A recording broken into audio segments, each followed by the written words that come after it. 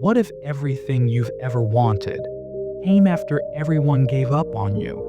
What if success didn't come from being the best, but from being the last one standing?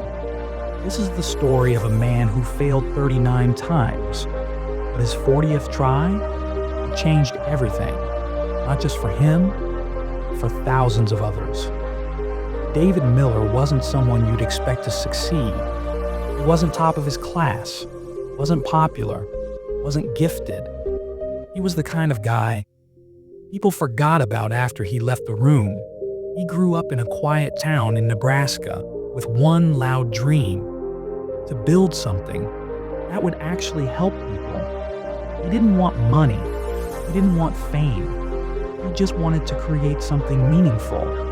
But in a world obsessed with results, David was a dreamer with no proof. His teacher once said, "You can't even solve a basic equation." His father? "Get real, David. Inventing is for geniuses, not gas station workers." Still, he believed, not in his talent, but in his effort. At 24, he quit his job and spent his tiny savings building his first prototype, a hands-free garden tool for disabled people. But it didn't work. Neither did the second, or the third, or the 17th. He failed, over and over. Each time something went wrong. The angle was off, the material too weak. Nobody wanted to fund another failure. By his 39th attempt, he was broke, working overnight shifts just to buy food, sleeping in his car because rent was a luxury now. Here's what changed everything. He didn't quit. Why? Because deep inside, a whisper told him, maybe the next one is the one. Then came attempt number 40.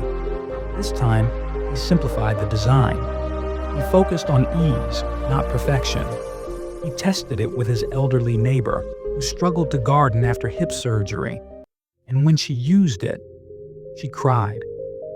"I haven't felt this independent in years," she said. David filmed her using it, posted it online, and walked away, thinking nothing would happen. By morning, millions had watched it. Within days, he was getting calls from California to New York.